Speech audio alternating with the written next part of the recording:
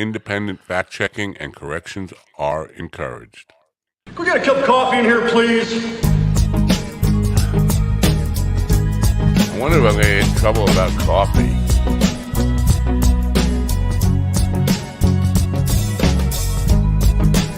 Something I had not considered.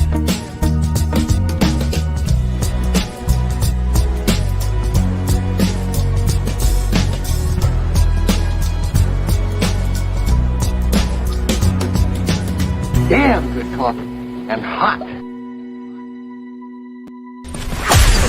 Wake up, America. You've got a dog that needs walking. That's right, sunshine. Just put on a big pot of strong coffee and get ready to type your little hate mail with your opinions about kumbaya and flat earth insanity. Stand-up comedy? You want stand-up comedy? Well, we've got sit-down comedy. It's time for Coffee with a Dog. You make me laugh.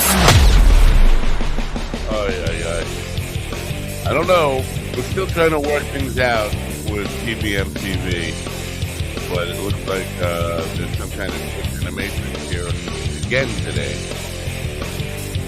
Trying to contact Corey over there. Wake up! I know it's 6 a.m. on the West Coast. Cool, I'm looking a little green today. Maybe I'm trying something different. And I don't like it. I'm going to go back to the red. That little green hue you see there back on the guitar. Not loving it. Good morning, folks. It is Tuesday, right? The worst day of the week. Tuesday is the worst day of the week for a lot of reasons. A lot of bad stuff happens on Tuesdays. And also, you're expected to be 100% back. Monday, you get like a little grace period. You're recovering from the weekend. You're not expected to be at 100%, maybe 90%. Tuesday, you better be 100%. And listen, you're not. I know you're not. I'm not. And it's not quite, you're not even halfway through the week yet. And this is the day. This is the worst day of the week. Tuesday is the worst day of the week. But we hope we can help you get through it a little better, make your day a little brighter. We're going to talk about food today, which is why I'm concerned I'm going to get in trouble for having coffee. But coffee is my thing. But let's face it, folks. Nothing. Our guest today is going to be just disgusted with me. A terrible human being who doesn't adhere to any kind of human being diet. I eat like a 12-year-old, and my wife has said that many times. A 12-year-old's a human being, right? So that counts. Anyway, interesting. Yesterday we had Barry Katz on. A lot of response to that. A couple of comedians have already signed up for the Blueprint for Success. It is free, by the way. Just to set the record straight, most of the content there is free. If you want the extra consultation from Barry and that kind of stuff, you can purchase that. But the content is free, and they'll take up the analysis, the take apart of the Shane Gillis special last night was really informative. And if you didn't watch that, you missed a really great piece of content. Here's the thing. 5 minutes after going off the air yesterday, I got a copyright strike notice from several of the platforms we were on, especially Facebook. Facebook gave me the biggest problem, a copyright problem, saying that we used 14 minutes and 26 seconds of Dweezil Zappa's music. What? There was no music. We didn't use any music. I did not. So, and it was really difficult to find a place where I could actually dispute this. I did the dispute after struggling with the dispute for several minutes. Finally found a way to dispute it and said, no, we didn't use any music. 3 hours of program. There was no music, not even my own. And, the intro music is all my own. I composed that. I played all that stuff, recorded it myself. And generally, we will play music, but it's mine. No, we didn't play a second of music. I don't know where you're getting 14 minutes and 26 seconds of Dweezil Zappa music when it was just, for the most part, three guys talking. And then when Barry came on, it was one guy talking and three guys listening. But no music. They found against me in the dispute and said, no, there was in fact 14 minutes of Dweezil Zappa music and have taken the content down. Insane, bizarre. You can put your own adjectives in there. Well, it doesn't really matter. I have the content. I'm going to put it back up on YouTube in full. Now, YouTube edited past the point where supposedly there was 14 minutes. It's like I landed on another planet or something. Can somebody show me? If you watched the program yesterday, people in the chat room, if they did you hear? Oh, what's going on with my voice? Um, did you hear Dweezil Zappa music yesterday? Because maybe I spaced out. Maybe I ate mushrooms and don't remember. Um. Anyway, it's a and there were other crazy things that went on after that yesterday. It was a very frustrating day. I will get to that in our second hour. Willie is not going to be here today. He's lost in Sioux Plains, Sioux Falls, Sioux City, Sioux Falls, South Dakota, somewhere without Wi-Fi. So he won't be joining us today. I know that's a major disappointment to Kelly. Let's welcome in GD Fenderson. Welcome, GD. Good morning. Good morning, Mind Dog Coffee. I Yeah. don't always drink coffee, but when I do, I get the shits. Well, Mind Dog Coffee. you know what? As a nutritionist might tell you, the coffee's not good for you. It's terrible. It's a terrible poison to put in your body. But I appreciate the patronage and And see plug. for a real cup this time, not the old cup. Yeah, don't break it. No, well, that's up. I'm trying not to break it, but then again, that's between you and Tom Segura, whether or not I break it. Yeah. Well. Oh, what's going on here? Oh, we are apparently on PBM TV. For some reason, I'm the only one not seeing it. Anyway. It's probably because you're playing Dweezil Zappa music in the background. Now, you were here yesterday, right? I think that was you. As far as I remember. I'm just checking. I am just checking because my reference, my point of reference on reality is definitely in question here. Did you hear any music at all? Well, that's just it. Dweezil Zappa's technically is not music. So any series of cacophony that goes on for 14 minutes is technically a Dweezil Zappa single. So they may have you on the technicality. I got a similar thing for now. Here's the thing that really ticked me off. It was a 2-minute thing that I put up, 2 minutes, and they claimed that I used 11 minutes of someone else's material. Okay, and so I wrote them a letter. I said, first of all, how did you? And I was not nice. I was I wasn't nice either. I said the whole clip was 2 minutes long. I said, where am I going to put 11 minutes worth of music in there? And again, I'm like you. I use my own material unless I'm doing a song parody, and then I'm stealing from some of the best.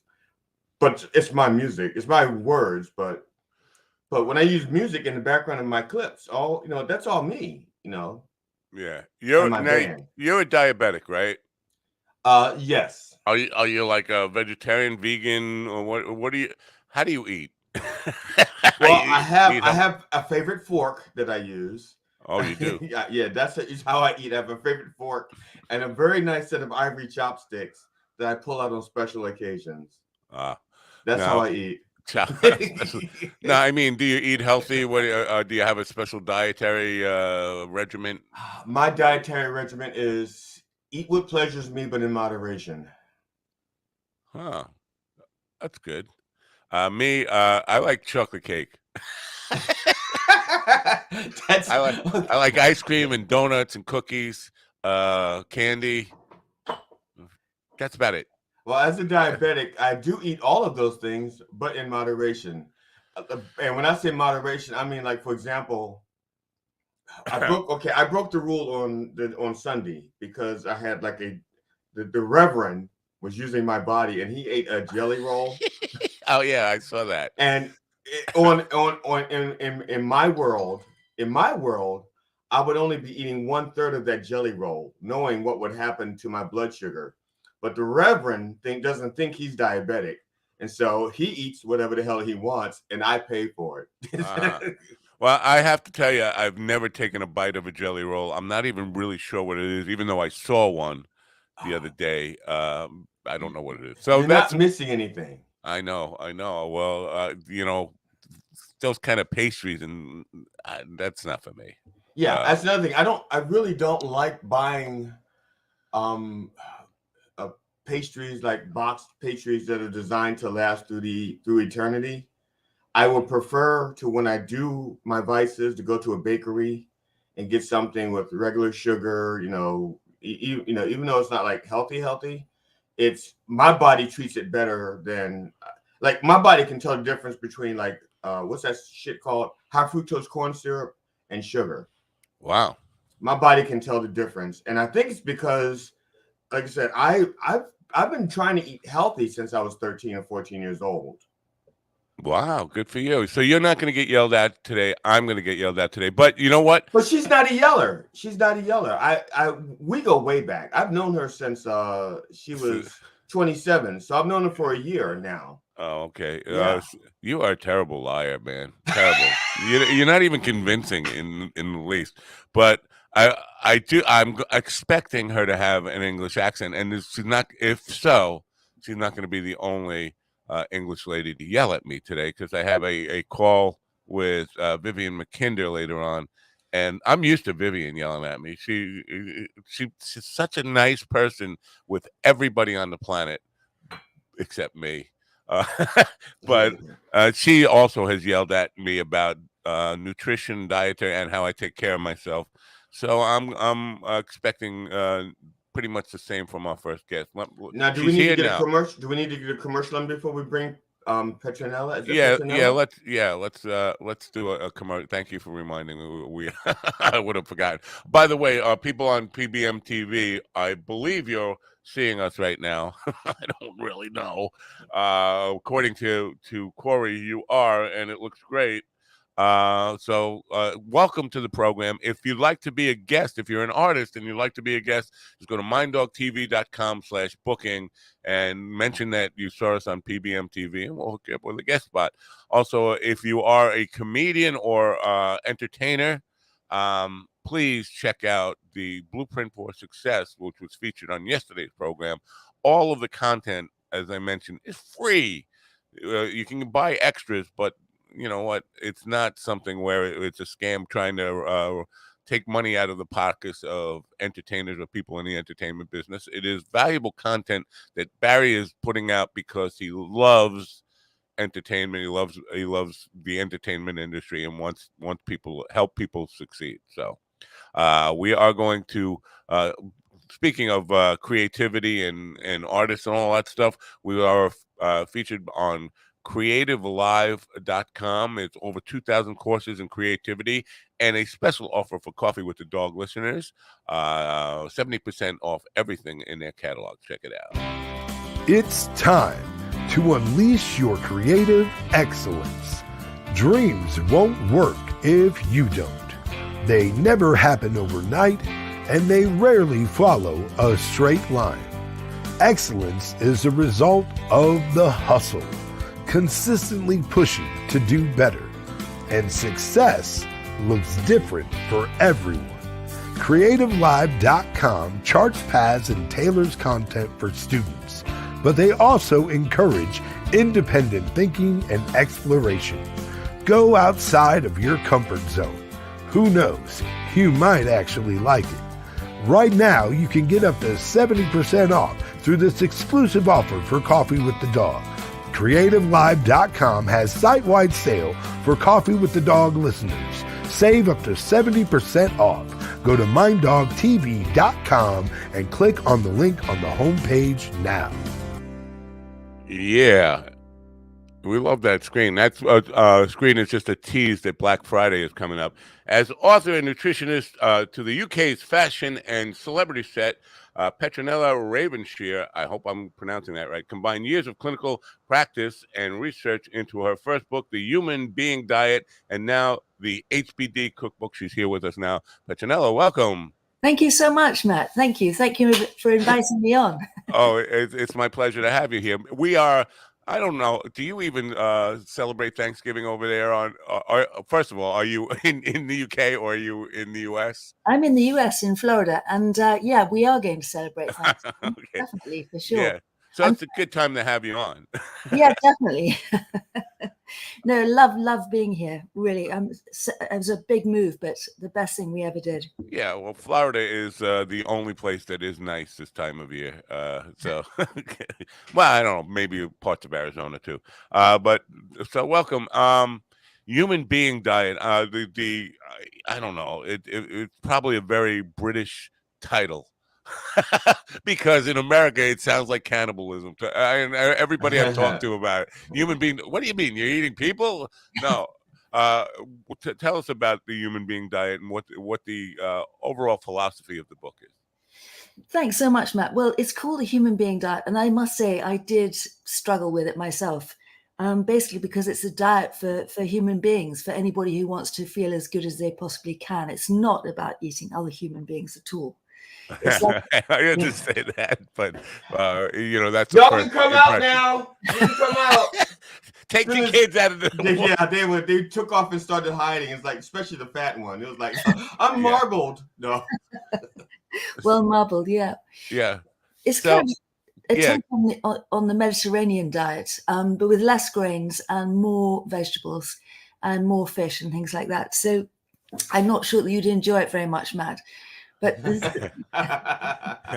lots of vegetables. People in your life, are you I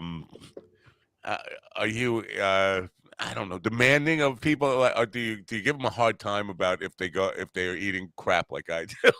Never, ever. I think there's a term for that, and it's food fascism. And yeah. And I think everybody's entitled to eat the way they like. And very often what happens, though, is in kind of midlife, people start feeling less good than they had when they were younger. And then they think, well, maybe I should change the way I eat.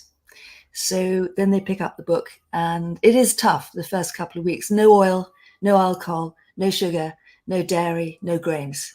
Your sugar is, I don't know if people are aware of this, but sugar is more addictive than heroin, alcohol, any drug that you can name, tobacco.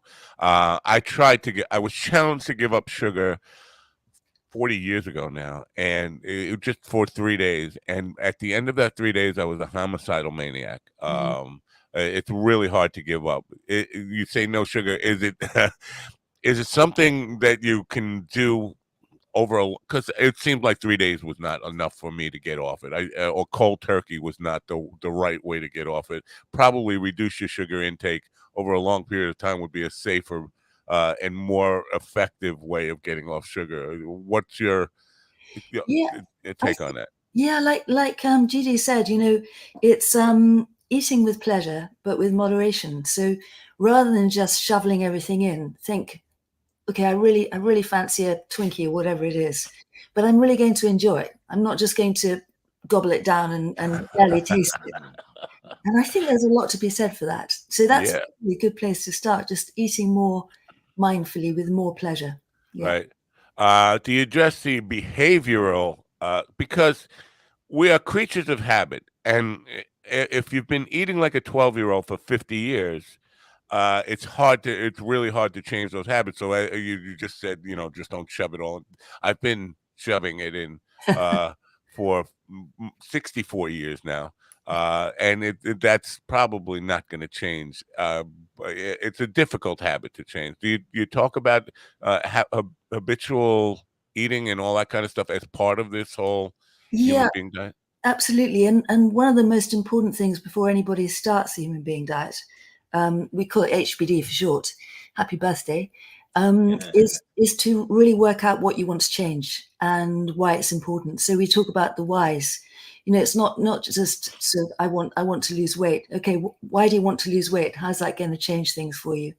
Or why do I want to change the way my stomach feels? You know, I'm always bloated or whatever, and things like that. So really pairing it right back to the beginning of what it is that's making people unhappy, and then thinking, well, it is going to be tough the next 2 weeks, but I think that it's worth it, and I'm going to give it my best shot.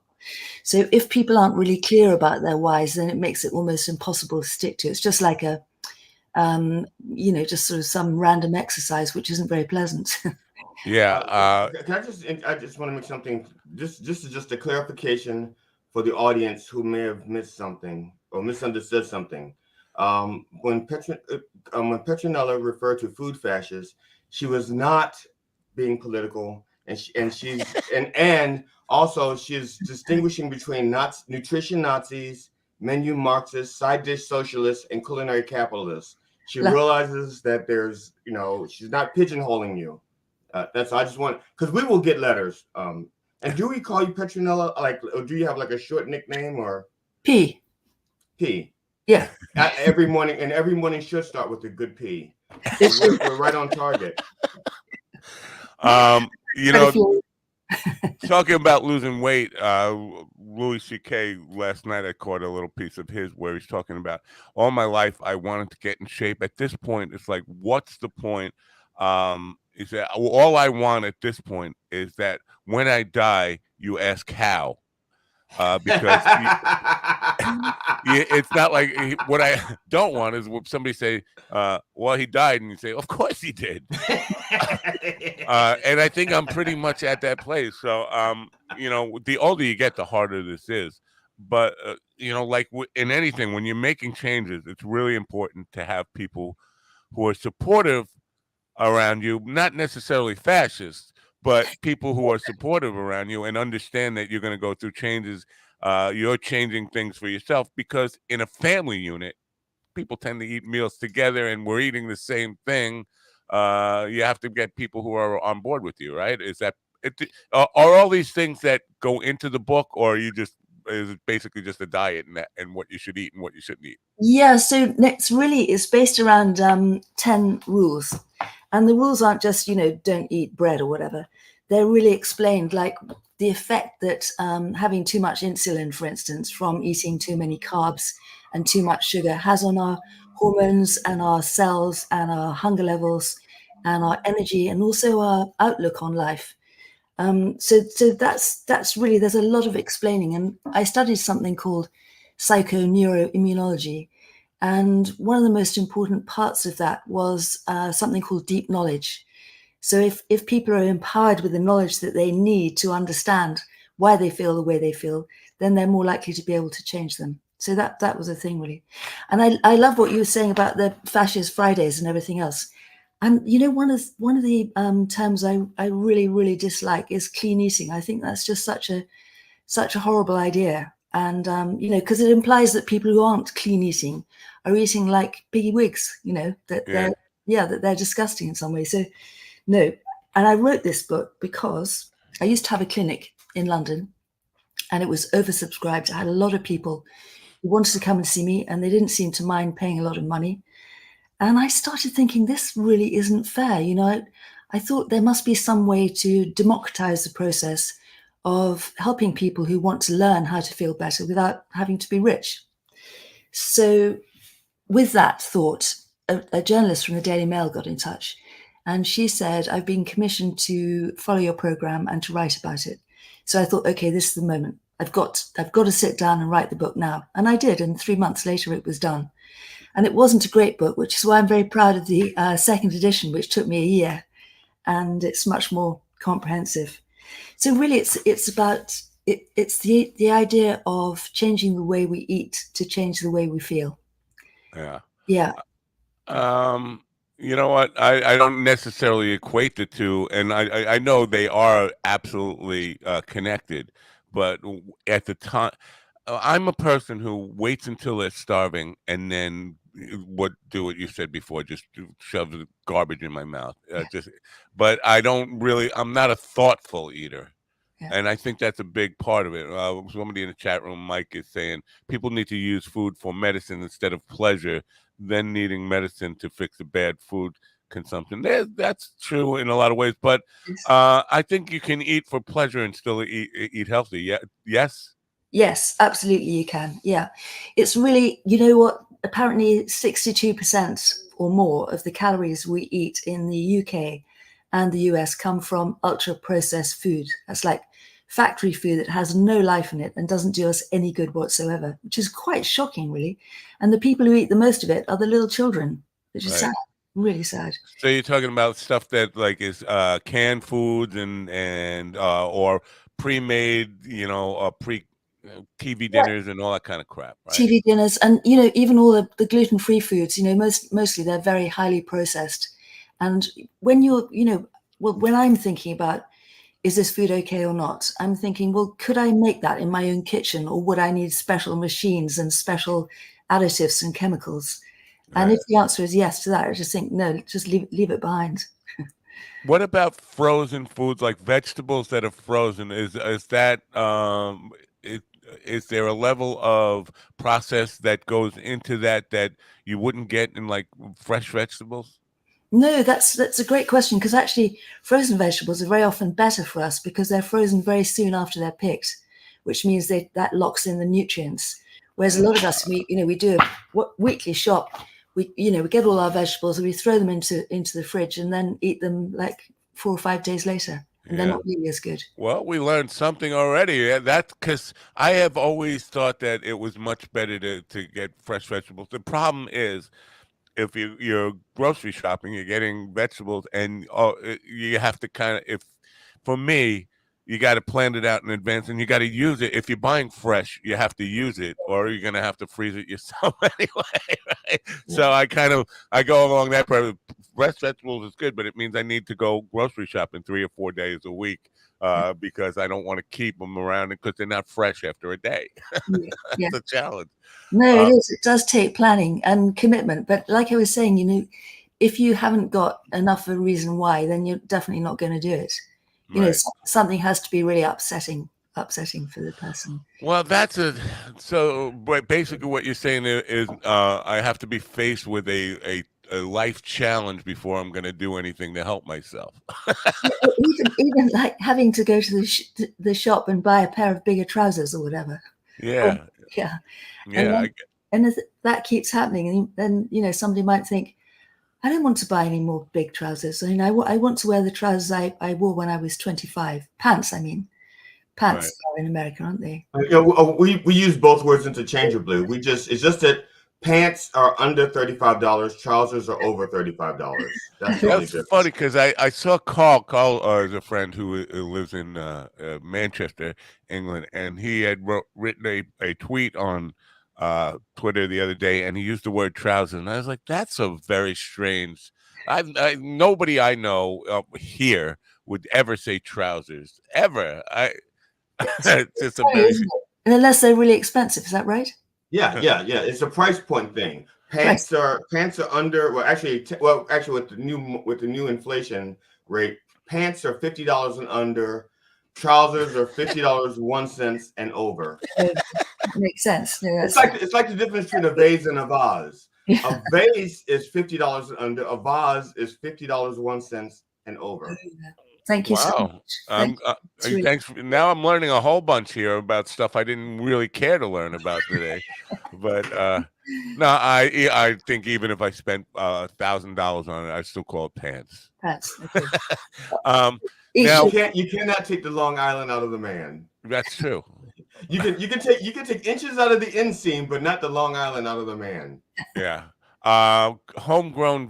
Do you have your own garden? Do you grow your own vegetables and food? We're in chaos. We had this transatlantic move we got here pretty much in January, and then we lived with the construction guys for 6 months, and so we lived in the bedroom and the kitchen, and we've barely been outside at all. We've just been trying to sort things out in here.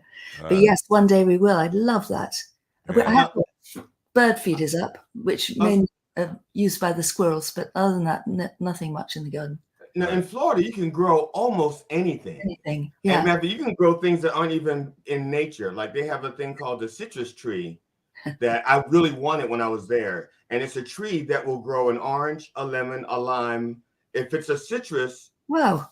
it's one tree. And the way they prune it, it has like a couple of everything on the tree. That's that's fantastic. I'd love to get one of those. Yeah. Yeah, I'm so jealous. That's surprising to hear you say, because to me, as soon as he said that, I'm thinking there's some genetic modification going on there. Yeah. But pruning is not a genetic modification per se, is it? It's not a chemical thing. It's more like a grafting. It's almost like yeah, exactly. Yeah, and you can grow mangoes and avocados, and I haven't seen any oranges or lemons growing here, which is really weird. Well, I think they're trying to commercially control that, because you can grow them in your yard, but if everybody grows their own oranges, nobody's going to buy them. Nobody's going to buy them. That's right. That's why they try to hide the seeds, and that's why they grow like. But everything just grows like wild here. It's well, we're basically living in a swamp, you know. Yeah, really. Oh, plant some alligators. Plant some alligators. They grow like crazy. And mosquitoes. Oh my goodness. Yeah. When I was a kid, my grandfather had a tree that grew Laurens, which was like a hybrid between, and this is 60 years ago, hybrid between orange and lemon, Lorange, they called them. Nice. But it was one. It didn't grow like everything on one. It was just one fruit that grew on there. Yeah. Do you have any opinions on genetically modified organisms and that use in vegetables and produce? Yeah, I mean, I think it's really scary, and that's why I personally try and eat organic, because I don't want any of that stuff. And organic usually means, I think, apart from corn, that the produce is not genetically modified. And when you think about that, that weed killer Roundup. Yeah, and that's got something called glyphosate, which is associated with DNA damage and all sorts of things. And I just think we need to develop more respect for the land that we're living on, and the land that's giving us the food that we eat, and really stay as clear as we can. Thank God Willie's not here right now. The third member of this team is obsessed with finding a new planet Earth instead of taking care of the planet Earth that we live on. Right? Yeah. But and I don't want to go down that road, but I think if we find, I talked to administrator of NASA, and she said the problem with that is the shelf life, and I know that's a word that you don't necessarily like. Shelf life of the new planet we find that it's going to be Earth-like. We're just going to mess that up, or it's probably going to face the same extinction dates that we are, that planet Earth is. So might as well take care of the planet we live on. Let's do it rather than spending all our energy and time and on trying to find another planet that we could live on. This one's got at least 250 million years on it if we don't screw it up and we don't get hit by an asteroid. Exactly. No, much better. Let's clean up our own place. Yeah. Now, P, I have a question real quick. Like, for example, there are like tons of plants and vegetables that grow in our yards that people don't know that they can eat. Yeah. They're perfectly edible, so they don't know that they can eat or when to eat them. Are those kinds of things covered in your book, or is that like, do you show somebody what a pulp is and when proper time to use it for a salad? Or yeah, no, so not really. I mean, there's a food list, so all the different vegetables and salads. And by the way, it's really, really good for us and good for our microbes, the friendly bacteria who live inside us, to eat a wide variety of different vegetables, because they all have their own favorite fiber. And if we're just eating broccoli and carrots, we're only feeding a very small number of those microbes. So what we want is huge numbers of them and great diversity. And the best way to do that is to really mix up the vegetables that we eat. Yeah. And there is a little bit of fruit. 1 apple a day is compulsory, because it's been found that an apple a day really does keep the doctor away. Yeah. But no other fruit is necessary. And no processed stuff. And like you were talking about, that high fructose corn syrup, that puts such a burden on the liver. And, our liver might look like a giant slug, but it does really important things for us, helping to keep our blood sugar stable, breaking down hormones that we no longer need. Well, there is a solution for that. You just pour as much alcohol into it, and it Oh, basically liver. cleans all that crap out. That's Yes. uh, And we don't eat offal anymore either. You know, things like liver. We used to eat a lot of that stuff, but now people think that the liver stores toxins, but it doesn't. What it does when it can't cope with the toxins coming in, is it wraps them up in fat, and they get stored in our fat stores. So wow. it's worse to eat an animal's fat than it is to eat their liver. I would be a little concerned about the idea of encouraging people to eat wild foods, wild berries, and things like that, and or any kind of wild foods. Uh, I just, my mind is definitely tainted by the movie Into the Wild, where the guy went to Alaska, lived basically off the land, and ate some wild berries and died from poisoning of it. Because you often poison will look pretty much the same as healthy food in things like berries and all those kind of things. So mushrooms. I mean, Yeah. No, all you've got that. to know what you're doing. I mean, I think that there are books that specialist kind of foragers books, but it also depends on where you are. Like Right. it wouldn't be the same down here as it would in Utah, for instance, I guess. Right.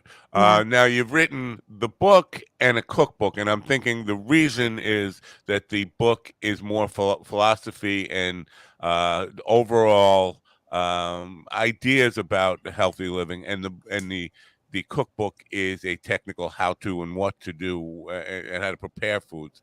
Exactly.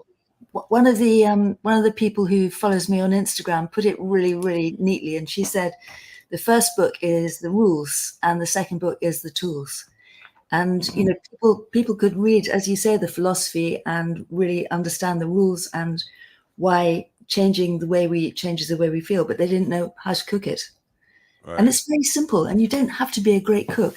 If you can open a bag of prawns and open a bag of salad, that's good enough. You don't have to do fantastic cuisine or anything. It's really, really simple. Even pre-cooked chicken breasts, things like that, with salad. And then, if people are using the HBD cookbook and their family are getting a bit suspicious about, what is this health food, the family can have potato on the side or rice on the side or pasta on the side. It doesn't have to exclude anybody, and it's delicious. And lots of different herbs as well. Is there any kind of no, I'm just kidding. I just like the idea that that P referred to a diet as a way of life, which also when I was back in ministerial school, that's how we refer to religion, as a way of life. Yeah. It's just religion is just a way of life. Oh, so dieting is a religion. Religion, exactly. Well, I think it came from the Greek, and yes, absolutely. And that's another reason why I rest, not just because of cannibalism, with the title, because diet has so many negative connotations, but not in its original sense. I'd like to point out the first three words of diet are die. Die. But it also has the southern version of eat, which is it. Yeah, very cool, very good. Yeah, Mike's got another comment here. What is he saying? Wild game, deer, elk, moose, loaded with protein and will feel energy burst 15 minutes after consuming. The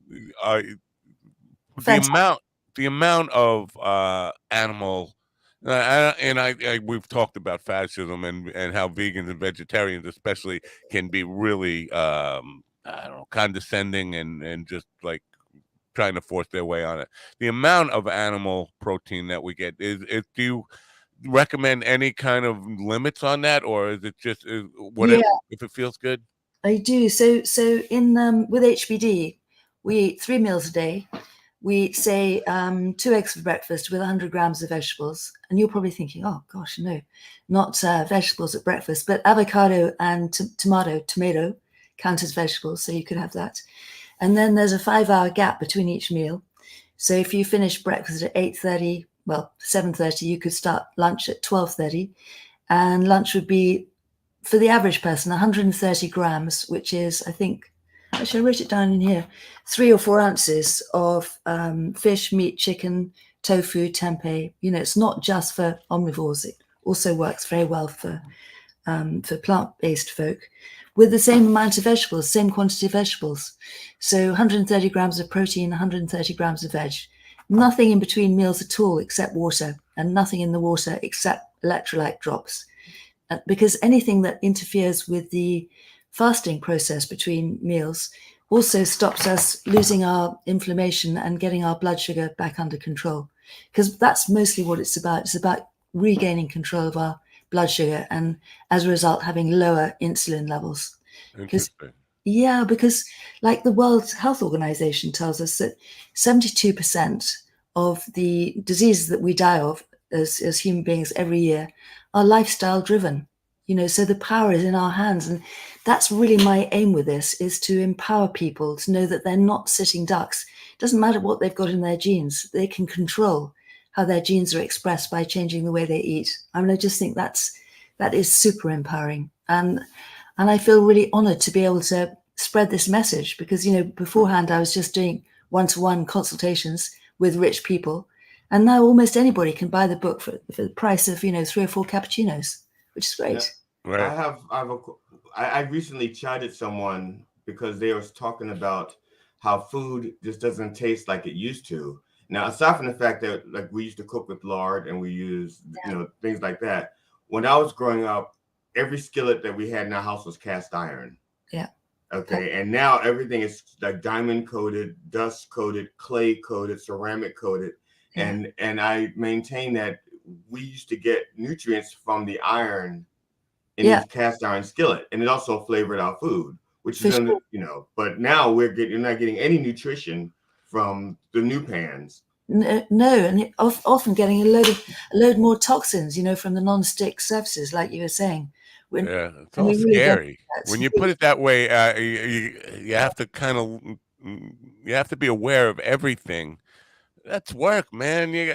I just want everything in life to be easy. I want to just roll out of bed, get my coffee, and I want to talk about that, whether that's a positive thing or not. But I want my life to be easy. I don't want to have to look at the pan and say, "Is this pan going to kill me?" Well, you don't. What you do is you just hire someone to do all that thinking and cooking for you, and then you just sit down and eat. Yeah, very, really good. Or marry someone who thinks like that, and you just sit down and eat. Yeah, my wife is this is the thing.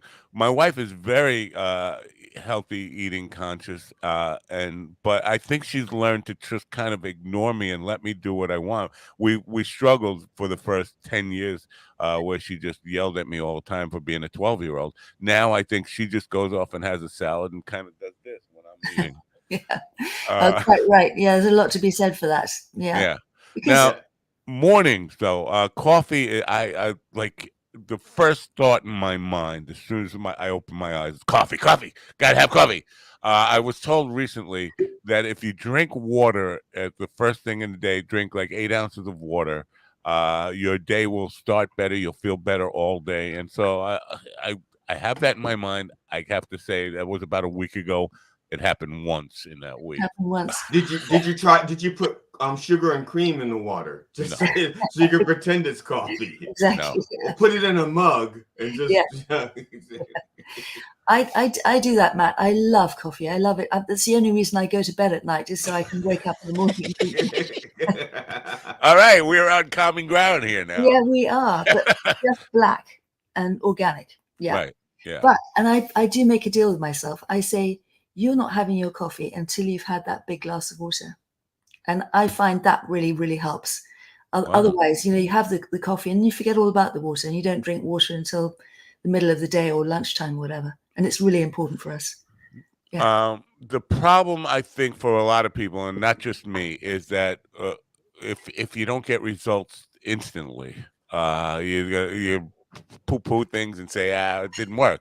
And so how long does it take generally to start, once you start modifying, I guess your answer is going to be it's different for everybody, but once you start to modify your lifestyle and how you consume food? Yeah, well, the first 3 days, like you discovered, Matt, can be really, really horrible. When you go cold turkey on sugar and alcohol and things like wheat, it can make you feel really rough, and your body's like in rebellion, saying, "What are you doing? We were fine before." But get through that. So keep revisiting your whys. Why am I doing this? Why did I start this? What did I want to change? And then by about day 5, mostly people start to feel hugely better. with much better energy, and they're sleeping better and things hurt less. And that inspires them to carry on. And there's a big weight loss, a kind of quick win in the first 2 weeks. You know, people very often lose 14 to 20 pounds, and that keeps them on the straight and narrow. They think, well, I'm going to keep doing this because I feel amazing. And it's really, really lovely to see. I get loads of messages from people saying, this has changed my life. I think, wow, just fabulous. Yeah, incredible.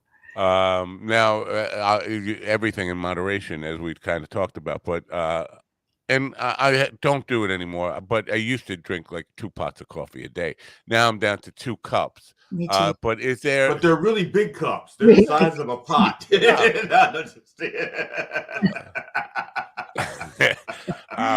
a big cup. Is there, a recommended like amount of intake calories, whether it's coffee or whatever, for your size? How, a recommended intake of calories and different kind of protein, carbs, whatever. Yeah, it's quite interesting because a lot of people say they're eating much more protein than they were before, and other people say they're eating much more vegetables than they were before.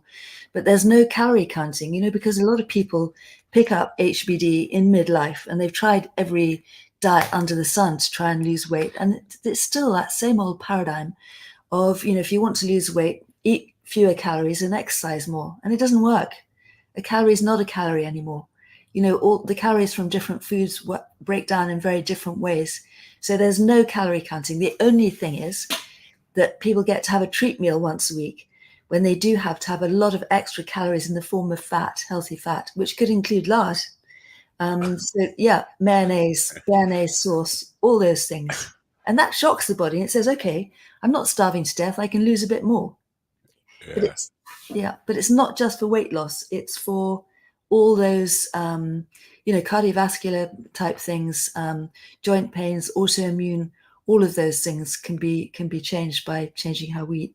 I like the concept of a cheat day.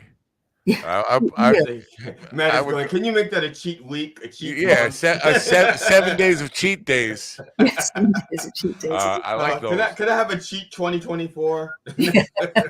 Why not? Part of the problem now, we get into the history of how sugar became a staple for people. It did replace fat in a lot of ways. What's your opinion on fat as an intake? It sounds weird when you say, yeah, you should eat more fat. But there are people who are of that opinion that more fat and less processed sugars and things like that.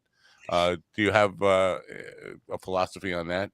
I do. And there's a really fascinating, quite a short story in the book about how the cholesterol heart health hypothesis grew. And that was exactly what the Lancet, a British scientific journal, wrote about. They said that they were very worried that sugar would replace fat in people's diets. And there were these 2 scientists, it was Keyes, Ansel Keyes, who came up with the K ration in World War II. So he was a well-respected nutritionist. And this guy Yudkin, who was of Eastern European descent and was brought up in the East End of London, absolutely penniless, but he was brilliant. And he ended up going to Cambridge University. And that really was a huge detriment to our health, that fat was villainized and that sugar kind of got off scot-free. And that's really when all our health problems started. Right. Our sort of lifestyle diseases from the 1960s onwards. And it was kind of forced upon, at least in America, it was forced upon us through marketing and all this kind of stuff, that high sugar content stuff. Yeah. I think it was more easy to process or more affordable. And so the marketing pushes that. And that becomes a problem when you're trying to make changes like this, is the outward influences of media and marketing and all that kind of stuff. It goes against the things in your book, right? Absolutely. And that's exactly what it's all about. It's all about money, basically. So we were told that we had to eat a low-fat diet. And so people started putting all sorts of chemicals into yogurt and things like that to make them more palatable. And the oil that we were told to use was seed oil, things like canola, sunflower, things like that. They are very susceptible to heat damage. And eating oils that have been damaged by heat also damages us. So that's why the only oil recommended for cooking in HBD is olive oil, extra virgin olive oil. And then people were terrified by that, saying, "Oh, you mustn't cook with extra virgin olive oil, it gets damaged." But my first girlfriend was an extra virgin, but that's a whole other story. She ran very fast. Yeah. very fast. She was extra. No, I just wondering how you get to be extra Extra.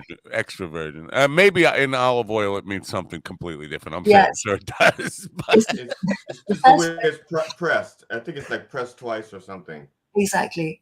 Yeah.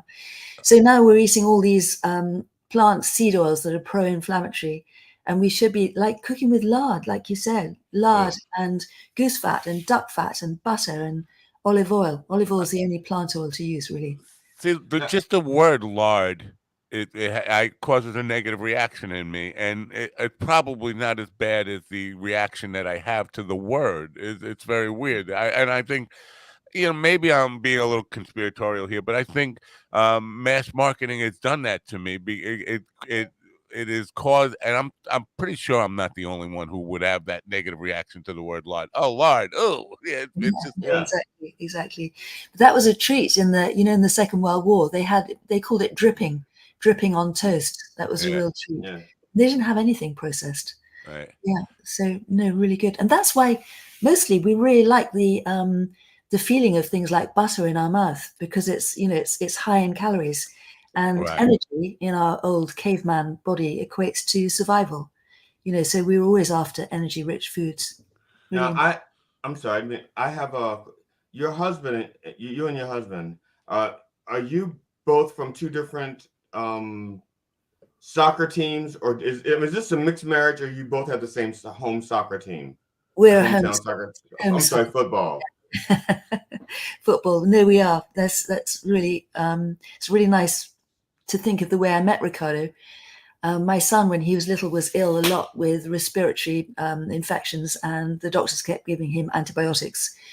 And he got worse. He started to develop asthma, and eventually I thought I have to try something else. And I picked up this book about nutrition by Patrick Holford. Anyway, cut a long story short, I took him off dairy, so milk, cheese, yogurt, and took him off gluten, wheat, rye, and barley, and he started to get better. It was incredible.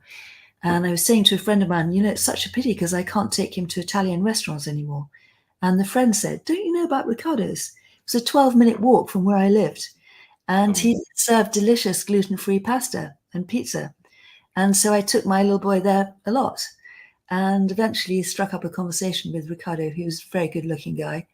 And the rest is history. So that was 20 years ago. And he only cooks, and I think he's maybe the only restaurant in the world. He only cooks with extra virgin olive oil in the restaurant, even though it's very expensive. And he cares about his customers. Yeah, he wants to keep them healthy. Yeah.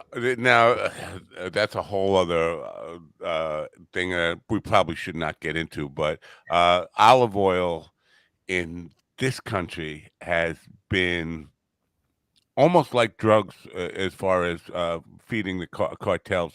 In the early part of the 20th century, there were olive oil wars. Mafia. Well, wait a minute. Wait, leave Popeye and Brutus out of it. Popeye and Bluto out of this, okay? Those olive oil wars between Popeye and Bluto were unnecessary and brutal. That's true. Very brutal. But it did help feed. It's weird that I even went there, but it did.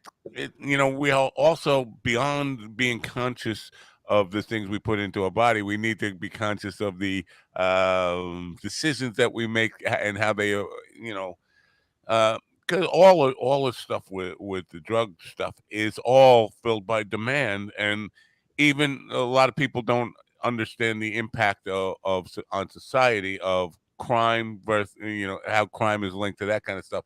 And so olive oil is, as much as I hate to say this, olive oil is part of, it has a long legacy of being sexualized. Yeah, and I've heard that people are selling olive oil that isn't actually olive oil now. Yes. Olive oil. That's really terrible, isn't it? Very sad. Yeah. Anyway. When we talk about health and making healthy life choices, often exercise is part of the, obviously you can eat as healthy as you want to, but if all you do is sitting in front of a chair in front of a microphone and a webcam all day, you're going to be out of shape and old and falling apart. Is exercise part of what you preach or in the book, or is it a byproduct of once you start eating healthier, you're going to get more energy and want to exercise? Yeah, no, good point. I mean, one of the things about the book is that it's encouraging people to spend more time in the parasympathetic nervous system, which is rest, digest, repair, rather than sympathetic, which is like the accelerator, like go. And a lot of people use exercise, especially cardio, to deal with how they feel and also to lose weight. But actually, it doesn't help anybody lose weight. It increases cortisol. And cortisol, releases sugar into our bodies, which is then restored as fat, typically around our middle.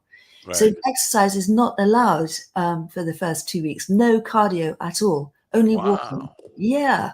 So it's healthy that my bike has cobwebs on it. What's that? It's healthy that my bicycle has cobwebs on it. It's very healthy. Yes, exactly.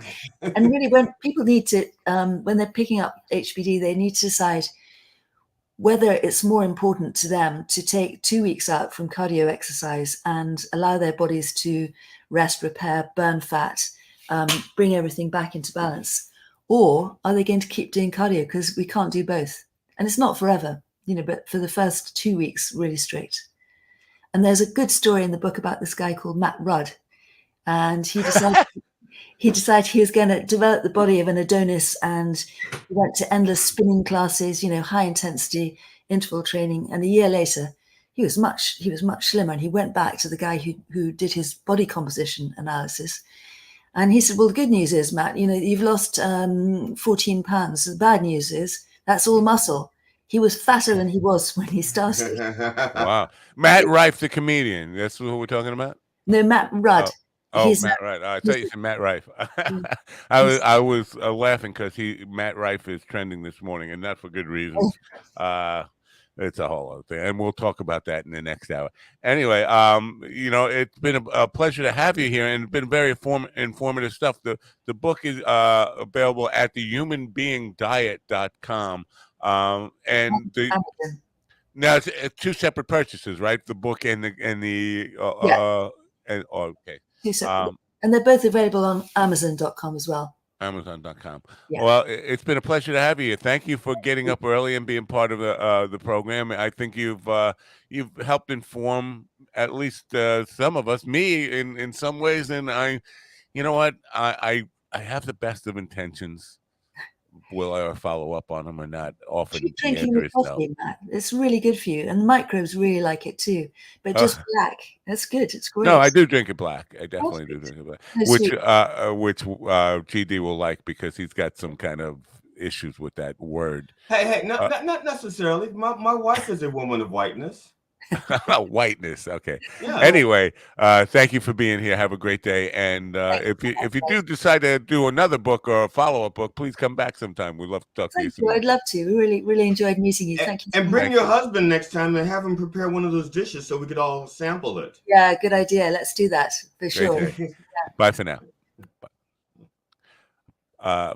Petronella Ravenshire, folks. I'm going to take that book down because it's in front of GD's face right now. Good stuff, right? Yeah. Now, when you first found out you were diabetic, did you have to make changes quickly, or what was that like? I was so pissed. I was so fucking pissed. I kid you, because I'd always made. I'm one of those people who goes to see their doctor every 6 months, for a checkup. And so, my mother was diabetic. My brother was diabetic. My sister had, I come from a family where everybody was dying or died from something. And so I was just trying to maintain. And then COVID happened and I couldn't go to the doctor unless I was really sick. And so by the time I went back to the doctor, I hadn't been monitoring my blood sugar or anything like that. They tell, you're diabetic. Your blood sugar is way up there. Your A1C is way the fuck up there. And I was so used to just eating whatever I wanted. How was your BBC? Was that way up there? My BBC was like, I was watching like 19 hours a day. My BBC was especially the crime dramas, you know. Baby, I love some good BBC. Although I got hooked on the BBC because of their comedies. I did not mean the network. Oh, I meant Big Black Cock. Oh no. Well, my father kept most of that for himself. So he gave me like the big brain.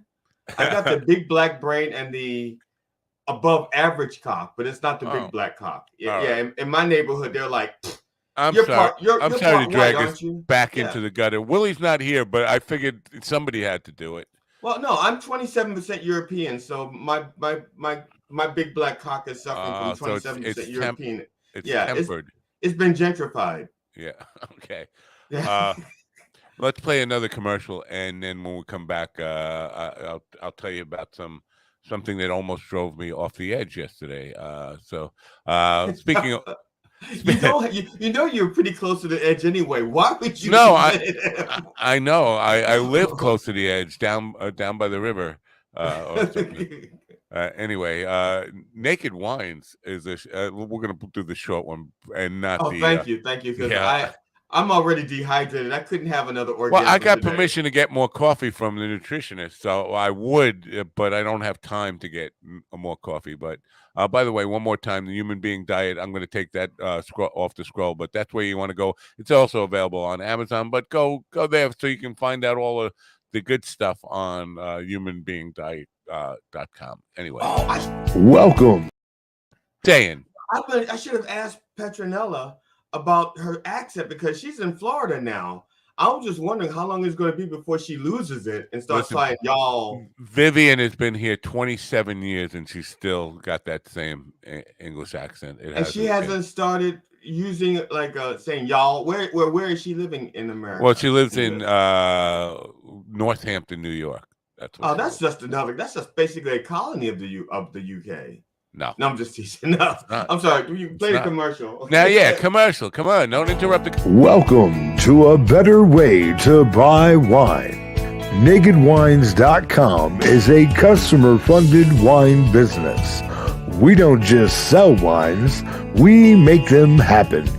Since launching in the UK in 2008, Angels have helped us invest in over 159 independent winemakers in 14 different countries. Turns out, it's better business for everyone. Our winemakers get to sell all of their wines and make a living. We make the same margins as everyone else and have a lot of fun along the way. And as a wine drinker, for the $40 a month you probably would have spent on wine anyway, you'll get wholesale prices. You can be sure that all of our wines have been lovingly made by a talented winemaker and stripped of all the costs that add nothing to the flavor or quality of the juice in the bottle. Support independent winemakers. Get better wine in return. With the support of 300,000 wine drinkers, we fund talented independent winemakers up front. This way, they get to spend all of their attention on making you the best wine possible. World-class wine, direct from talented independent winemakers. A better deal, up to 60% off market prices. A better way to discover tasty new favorites with over 2 million reviews from wine drinkers like you. Become an angel today. Get started by visiting minddogtv.com and click the banner on the homepage now.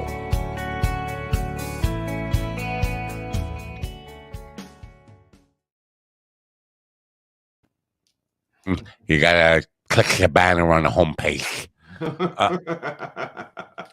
I just put my teeth in. Wow. So back in the 90s, over the edge.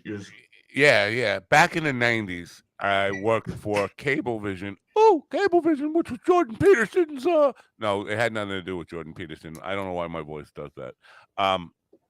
Cablevision, which was the internet, the television provider here, and they were getting into internet providing in the 90s, and first broadband company here. I worked for them and helped them launch a brand called Optimum Online, and I established my email with them, my personal email that I still use. Yeah, I still use. And yesterday I woke up and found out after almost 30 years of using that email address that they had deactivated it. And all my accounts, all my contacts, a lot of people, publicists and all that kind of stuff that I deal with on a regular basis have that, and that's the only way they get in touch with me. And I could not receive or send mail, so I called them up and basically said my email's not working, and they said, "Oh, well, it's been deactivated." Why? Well, it's not part of an account. I said, I'm a paying customer. My Cablevision account is in my wife's name because I used to be an employee there, and it was free while you work there. The minute you leave there, I'm still a paying customer. It's just not associated with this account. And I was told, well, there's nothing. And first of all, I pressed 1 for English, and I got somebody who did not speak English as a first language, and had to try to do my best high school Spanish to try to. So that was frustrating, and I'm yelling at her and like, "Donde está en la cocina?" She's like, "What?" And I'm in the kitchen. Okay, so that's not working out too well. Is there somebody? And so we finally got to, and she said, "I can't help you with that. The account's been deactivated. There's nothing I can do, but I can help you with anything else if you have any other questions." And I hung up on her. And she called back. She said, "I think we got disconnected." I said, "No, I hung up on you because I asked, can I speak to a supervisor? No, can't speak to a supervisor. Can't talk to anybody above her. But I'll be happy to help you with something else." And then I finally said, "Fuck you, I hate you," and hung up. And then she called back and said, "We've been disconnected." I said, "No, didn't you hear the part about it? Fuck you, I hate you. I'm hanging up on you again." So I called back and got another person, and this person spoke English with a very Eastern accent, Indian, Pakistani, something like that. But it was difficult communicating with her. And she said that no, once your account has been deactivated, it's impossible to reactivate it. You lost all your emails, all your contacts, all that kind of stuff are all gone. No, Can't get you it back. didn't lose it. They lost it. Right. So I said, "Well, can I speak to somebody above you, or a manager, supervisor?" She said, "No, but what I can do is I can help you. I can escalate this ticket, and somebody will call you back in 72 hours within a 72-hour period." And now I'm really upset, and I'm like, you know what? This is crazy. I was a former executive for this company. I've launched this freaking brand. I can't have my freaking email. What's it cost you to store my emails there? I understand your frustration, but it's impossible to do. And again, I fucking hung up on her. And one more time. And I had a contact there who used to be the head of the IT department there. I called his number. Of course, he retired years ago, Right. and got a new guy. And he was telling me, no, it's impossible to reactivate your email. And as he's saying, it's impossible to reactivate your email, I test my email. I see emails are starting to come in, and all of a sudden my email's working again. And I said, "Is it really impossible? Or are you just giving me a hard time?" He said, "No, it can't be done. It's just not. It's undoable." I said, "You're a fucking liar, dude, because it just got reactivated right in front." So, did they train you to lie to customers? Because this is really bad customer service, because you and 2 other people told me the same lie. I'm assuming it's a trained thing, like you're told to tell people once it's impossible to reactivate, but here it is, it's been reactivated. You go, "Well, I can help you with something else if you." Nah, let's not change the subject. Why are you lying to me? Was it and how do you feel about them telling you to lie to customers and then get caught because you look bad now? And then basically all he would say, "Well, if there any, I'm glad you think it's been resolved. Is there anything else I can help you with today?" I said, "No, but I'm going to spread the word." But it was a total of an hour and 20 minutes dealing with this shit to find out that it was indeed possible and then I didn't get a phone call. They texted my wife, "Your problem has been resolved." Like they took my number. They knew the right number to call, but they didn't want to hear about. Yeah, I thought you told me this was fucking impossible, and now it's not only possible, it happened. So I was in a rage pretty much over that yesterday, big time. But it's just why lie to people? And it's one thing to say I'm just not going to do it for you. Our policy is not to do it. I mean, I would still be enraged, but it's not like you're lying to me. Then I don't know. And the weirdest thing is, there was actually a time when in the business world when they would say the customer is always right. Yeah. Okay, and they I know, like, and there's an insurance company. I call them Liberty Mutual Disdain for their customers. Because they did the same thing to me. They just up and lied the whole time. They were trying to deny they were denying my insurance policy claim. Just lying, just straight up lying, and until eventually I had to get an attorney. It's like all of a sudden the business model is to just fucking lie. Yeah. And hope you don't get caught. Right. Well, at one point I did say cancel all my services, and she said, "You want to cancel all your services?" And I was like, "Well, then I can't do my show tomorrow. I'm not going to get new internet by then. Hold off on that."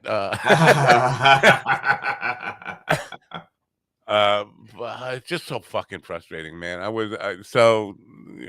That set me off in a bad place yesterday, and then the Facebook stuff with the Dweezil Zappa, and YouTube had cut half the show off yesterday. We still got the Barry interview up there. Good. But all the stuff that happened before then is gone. Well, it's gone from YouTube. I still have it. I can re-upload, edit the Dweezil Zappa part out. If there is a Dweezil Zappa, yeah. I'm just saying, there's like, they didn't even give me a time code, but it was before the Barry stuff, because that's what YouTube did. They just sliced it in half. Or 2/3 of it out. Now Barry came in at like the 19th hour, so they could not get the third hour. So they cut out 2 hours of programming for a 14-minute thing that doesn't exist. Right. They couldn't even say like it was in the first hour or the second hour. They didn't give me a time code. Usually they give you a time code to just listen to the part that. They didn't give me any of that. Well, I haven't gotten it. Yeah, I've never gotten any time codes with anything that they've ever sent me. The best I've ever gotten was an episode. They'll go like episode 2, season something. I'll go, okay, and I look at it and I've gotten grief from.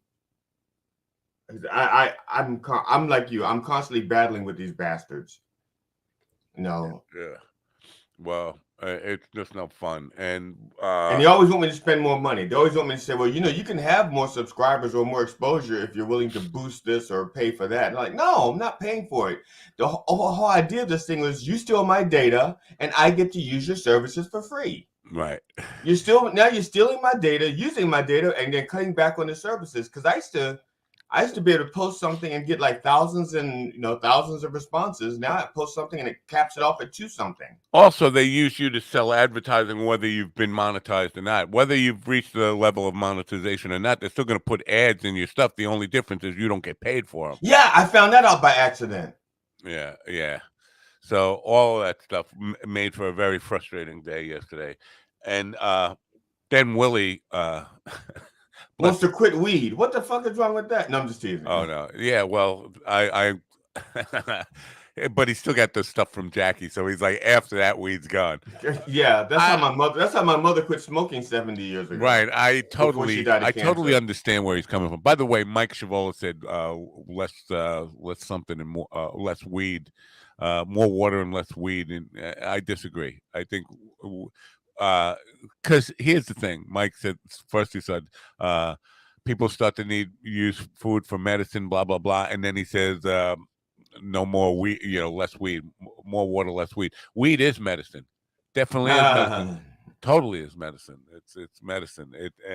The reason, because I had stopped for a long time, the reason I got back into weed was because after I had a stroke, they had me on this zombie medication that just totally, it just ruined me. I mean, I was useless, but I wasn't having a stroke. And I said, you know what? I'm better off getting rid of this stuff and just getting on a natural thing that will calm me down. And since then, my blood pressure has been completely under control. I'm not going to have a stroke. And I use weed for that. That's not just an excuse, although it sounds like an excuse to get high. I do enjoy. Love getting high. Don't get me wrong. There's probably a word that is right between explanation and excuse. There's probably a word like right in that sweet spot, which we haven't invented yet. Yes, that's right. It's a excusinum or something. Excusination. Yeah. Yeah, I had a word that was that I wanted to introduce into the English language last night. It was something about attitude, but not attitude. Anyway, it'll come to me after the show's over. Willie, bless his heart, will send me stuff to prove to me that we are planning to colonize Mars. But he had the caveat, I was wrong. It wasn't colonizing Mars. It was colonizing the moons around Uranus or something. That's just... Aren't those dingleberries? Yeah, right. Moons of Mars, Saturn, Jupiter, Uranus, whatever. But it wasn't a science program. It was entertainment. It was one of these YouTube videos where a guy doesn't cite any real scientific sources. It's a lot of eye candy and a guy speaking with an English accent who doesn't sort any sources and just makes all these outrageous claims about, colonizing places by 2060 and all that kind of stuff. And Willie, this is not science. This is an entertainment video you got off of YouTube. Go get me like Ed Whitten, or any top physicist or mathematician. DeGrasse Tyson, the only black one I know. Oh yeah. Well, there's another one I know. He's the Vanderbilt planetarium curator or something, or the Hayden, one of those planetariums. Yeah. But Neil was. Most people don't know this. He was a D student. But he's an enthusiast. Well, now he's a D cup. Yeah, and he's very passionate about the subject. Yes. And so he would have been a much better source than what Willie sent me. But I equate what he sent me to History Channel proof of see, this is proof Hitler escaped because there's a show about it on the History Channel. That's the History Channel is not history. It's fucking entertainment. Yeah, it used to be a History Channel. I remember that. I loved it when it first came out. It was all history, and then something happened, and they said, "No, we're not making money doing this." It probably got bought up by Viacom or whatever those, got sucked up into one of those. Let's make it about the mystery of Oak Island or some shit like that, and then it's just that's not history, folks. That's just Tune in next week and for another 2 minutes of content and 28 minutes of recapping what you just saw. And I can't stand when they talk about something that they never find. It's like they always like the search, what's it, Ghost Hunters, and there's never been a fucking ghost on Ghost Hunters in 14 seasons or whatever. Finding it is. Bigfoot. They've never found Bigfoot. The closest thing they got was Shaquille O'Neal coming out the locker room. It was the closest thing they came to finding Bigfoot. Your favorite subject. Let's talk about race and Bigfoot for a second here. Oh, okay. Because Joe Rogan, he doesn't say a lot of funny things, but what he did say, one thing that he did say was funny. He said, "You're more likely to find Bigfoot than you are to find a black guy looking for Bigfoot. It's all middle-aged white guys camping in the woods thinking they're going to find Bigfoot." Do you know of any black people who really give a shit about Bigfoot, Blackfoot, the whole tribe, Blackfoot Indians? We love the tribe. What do you think? Actually, I did. Well, but we were teenagers though, because when we were teenagers, we were all trying to see if there was. We were trying to see if there was or wasn't a Bigfoot, because it's in the 70s.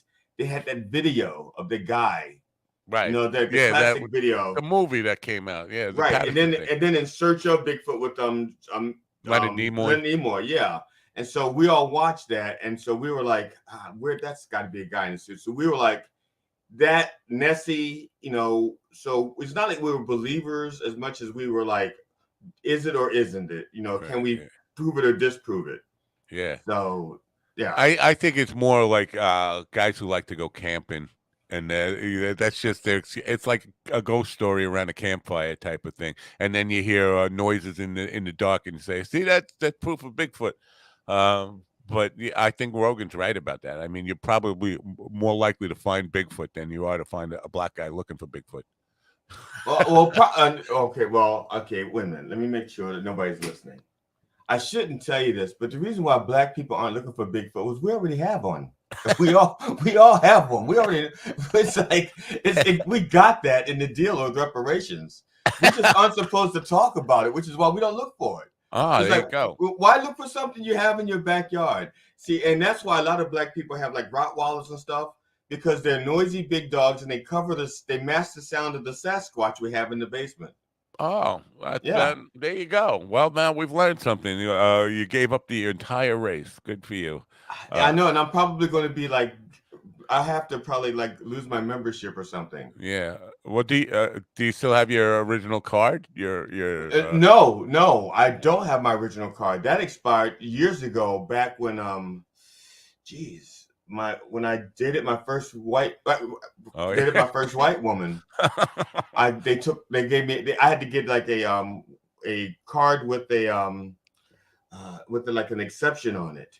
So I didn't even have the original card anymore. All right, let's stay on this race thing for a second, because I know you don't know a lot of the modern comedians, because as you said, you have a life and don't pay attention to who's trending in comedy and all this stuff. Are you familiar with Matt Rife? No. Okay, I brought him up when she said Matt Rudd or something like that. Right, and somebody mentioned him a couple of days ago, and I'm like, Matt Rife is a young guy, about 28, 29. He's been in comedy since he was a kid, like 12 years now in stand-up comedy. And his career was going nowhere until he apparently had some plastic surgery and went to the gym and started bulking up. He was a funny-looking, geeky-looking kid, and then got good-looking through plastic surgery and working out, and blew up on TikTok. And a lot of women like him. He does a lot of crowd work. So he became a thirst trap. He became a comedian thirst trap, is what you're telling me? Pretty much. But okay. He's a white guy who all his friends are black, and he tries to act black as best as he could in this special. He's, he wannabe. I think he wishes he was born black in some way. But he appeals to women. He's good looking now, and he blew up on TikTok, and his career just went from making $50 a night for a feature spot to now selling out 2 years in advance as a headliner around the world. He had his first Netflix special last night, and it didn't go well. The reviews are terrible. They're burning him on Twitter. And one of the things people were saying, and there's a lot of black guys on there like laughing. See, this is what happens when a white boy tries to be black and then gets called out and get figured out and all this kind of. And that has nothing to do with why the bad reviews are. He tried to be. It's more like trying to appeal to guys, because his appeal has been to women, and so he's opened up his show with like a wife beating joke, a woman beating joke, and he's just getting toasted. Like he spent his entire career down here, blew up to here, and now everybody's ready to take him down at once. And it's just like they're piling on big time, because last night was the debut of his special. So it's interesting to see that kind of backlash against this kid. And I do think he did this to himself. You get too big, you get an attitude about yourself, you carry yourself as if you're better than everybody else. And I've heard him talk recently, and he's been like full of ego. I do think in some ways this is deserved. I don't think it will be like canceled. I don't think he's going to lose his career over this. But if he's represented by somebody who's making money off of it, they'll find a way to. Well, the other part of that is almost everybody who comes out with a Netflix special, here Matt Rife is trending right now, see some of these things. Everybody who comes out with a Netflix special right now seems to get this treatment. And I'm thinking it's not a coincidence. I think And Netflix. that's why I won't put any of my comedy on Netflix. That's why I exclusively put my comedy on Spark TV and UTV. UTV. You know, that's where, because I don't want that same backlash on Netflix. I'm just teasing. Nobody. Yeah. No, yeah. Netflix actually waits until people actually are already rich to give them a deal. They don't ever give anybody a deal Yeah. as a potential. They don't go like, wow, this is really good. Let's put a Yeah, no. Once you're already making millions, then they'll offer you a deal. And then I won't want it. Then it'd be like Exactly. fuck. Then I'd be like, fuck you, Netflix. I'll you didn't love me. You didn't love me when I was nobody. You can't love me now. Yeah. But part of this, and again, I'm thinking too conspiratorial here. Part of it is I'm thinking there's no more than coincidence to this cancel culture that affects everybody who comes out with a special on Netflix. I think either the people who handle his career or Netflix directly wants to do this because it's going to get attention. It's blowing up on Twitter today, blowing up, and everybody is aware of this special now. I wasn't aware of it yesterday. I might have tuned in if I was aware of it. You know, it was premiering last night, but I didn't. But I'm kind of half on the fence thinking this is intentional.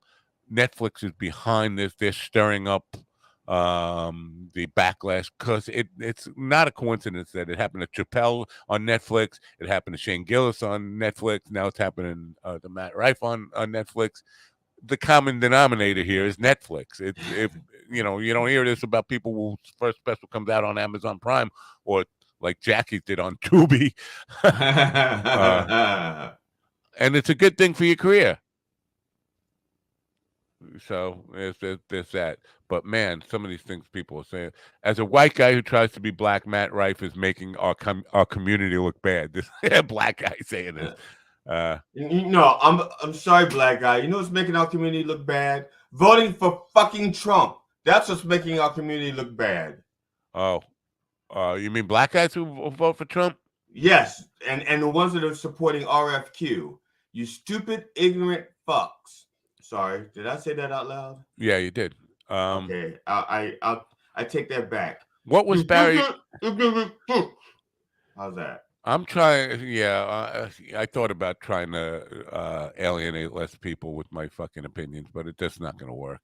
It's not going to work. I can't not say what I really think about something. See, I wasn't offering an opinion. That was a scientific fact. Is it a scientific fact? Scientific fact. If you are a black man or woman and you vote for Trump or RFQ, you're a stupid, ignorant fuck.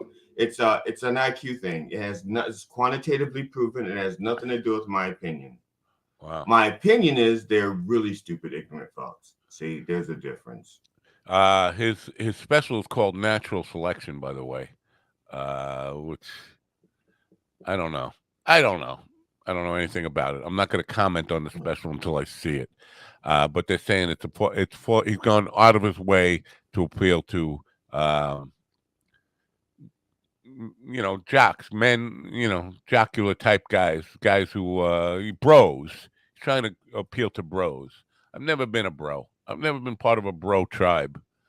So did you, by chance, speaking of bros, by chance, did you watch Brooks? And I'm saying Brooks because it starts with bro. The Albert Brooks Defending Your Life thing. You watched it already, haven't you? Yeah. What'd you think? I was like, I first of all, I love Albert Brooks. Me too. And I was. Go ahead. You tell me. Oh, no, I'm just saying. I was just so the story about how he met Carl Reiner. I mean, it's just so. Rob Reiner was so. Reiner. Yeah, well, I also met Carl Reiner, but that it's just so fucking funny to me. Yeah.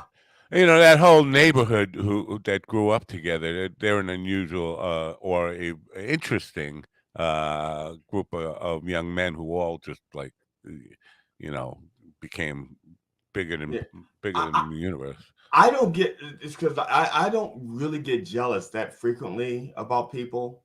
No, I mean they are what they are, but they're not but their community. There's certain things I see that I'm like, oh man, I wish I was part of that. You're Like that jealous of community. me, right? You're That, jealous of me, though. We should clarify that. You're very jealous well, of me. it's envy. That's with you. It's envy. It's not Right. jealousy. All right. Yeah, because I think envy is a sin and jealousy is marketable.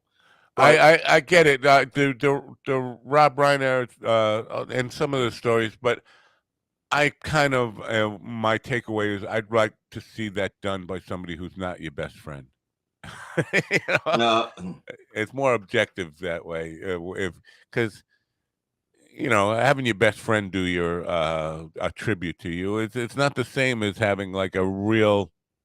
Not that there was anything wrong with it. I enjoyed it, but yeah, if I had a best friend, I would hope that they would do a tribute to me. My best friends would be like, if I died, they'd be like, wait a minute, I thought he was already dead. isn't Ron Kane your best friend? He's the closest thing to a best friend I have in comedy. Mike Chavola wants to know who you support as As a a black black, man. Like, who do you yeah, support? Was you could put a period there? yeah. Or a I question saw mark. that, and to be honest, Mike, I don't support anybody as a black man. As a thinking individual, I support different agendas and causes, not. But who are you going to vote for if it comes down to Trump, Biden, and RFQ? If it comes down to, well, let's put it this way. As of right now, my vote is for Biden because he did a good job with what he had, not with just with what he had, but with with what he was left. But I think that he really wants to do the right thing. I don't think I just don't think he's getting the credit that he deserves because people are just so fucking selfish that they're like, inflation is 8%. Yeah, it's down to, it's like, yeah, it's 8% here, but it's like 30% everywhere else and 40% everywhere else. The whole world was fucked by COVID. And we're never going to get back to normal. We're going to have to establish a new normal, so that we can get by. The old normal is gone. The old normal, people had to go into work all the time. Now, like 1/3 of the workforce is realizing, wait a minute, I can stay home. That's a new normal. Right now, inflation. Wait, are we getting into norms? I think I feel like this is the first sermon. Oh, I'm sorry. It was meant to be the second one, but no, you're right. But the thing is, most of our problems are caused by us and greedy corporations. It's not created by Biden. It's not going to be stopped by Biden. But he's being blamed for shit that he should also be getting credit. If you're going to blame him, give him credit as well. The infrastructure bill, which Trump had an infrastructure bill every time he needed a headline and didn't get shit done. Biden had one infrastructure week and shit got done. And, people are just fucking selfish. And it annoys me that they're that selfish and that ignorant that someone who's actually trying to do good for the country may not get a second chance to do good. And they would put somebody who could just do more harm. This is Mike being a completely uninformed dolt. Biden's a train wreck. Now, I'm not a Biden fan. Mike, no offense, but I'm going to be offensive here. You're no, an idiot. wait, no. Let me address this first, please. Biden, the country, everything we're being told about Biden's failures is a fucking lie. I'm not saying Biden is responsible for the things that have gone right, but all the bullshit that you're being told by your constant feed of right-wing bullshit media on cable television is all lies. The economy is booming. The economy has never. We have lower unemployment than we've had in almost 50 years. We have a GDP that is breaking records, smashing records. The actual deficit has been reduced under Trump. The debt increased more than any other, more than 3 times what it did under Obama, and more than any other president by far. All the other presidents combined in 2-year terms, Trump did it in 1 term. All the things that were wrong, and Biden inherited COVID, a whole bunch of other things. Biden is not a train wreck. Now, I'm not saying that the good things that have happened are necessarily. I do think the infrastructure bill was important and a good thing. It was a good, important, good first step. But Right. I'm not giving Biden credit necessarily, but it's not a train wreck. I think the Right. good things that have happened in spite of him. And what we don't need is going back to a guy who ran up the debt by $7 trillion, almost $8 trillion under his term. All that went to the rich and lined his pockets and his buddies' pockets. The bullshit that Biden's a train wreck is just uninformed, misinformed stupidity. It is. It's plain and simple. And the other thing is that yes, he is old, but what people are forgetting, and this is a story that the Reverend wants to tell about his 86-year-old neighbor. When yes, Biden is old and he's feeble, but he's not running track. He's not running track. He doesn't have to do marathons. The only thing he has to fucking do is to help people negotiate good deals in Washington, or at least decent deals to try to keep things running. Okay. And he does, and he has all these connections, all these friends, and all these memories, and he knows how to do this because he's been around. I'm not saying that he's perfect, because I'm not a Biden guy. He was not my first choice. But having said that, with what he's done and what he's trying to do, I don't think that the rap he's getting is worth it. I think he, No, but part of it is they're incompetent in getting the messaging out of the good things that are happening, and the other part is the battle against this. You had Jason Chaffetz saying he paid $90 for a fucking turkey yesterday to all these Fox News viewers, and they're all believing that. Yeah, the price of the turkey is $90 for a 20-pound turkey. No, it's not. Maybe 19. Try 19. But Biden, and he said this is all Biden's choice. He's doing this on purpose, and they fucking eat it up. And if you ask, how is Biden a train wreck? They got nothing. The one thing they'll pull out is immigration. And yes, illegal immigration is still a problem, and there is no plan on fixing that or addressing it. But it's been that way for 45 years now, 50 years. And I can find a $90 turkey, but I'm willing to bet you that $90 turkey was hand raised on a hydroponic farm and fed with chopsticks, little pieces of grub to make it $90. It's not like one of the mass marketed turkeys that you get from Butterball.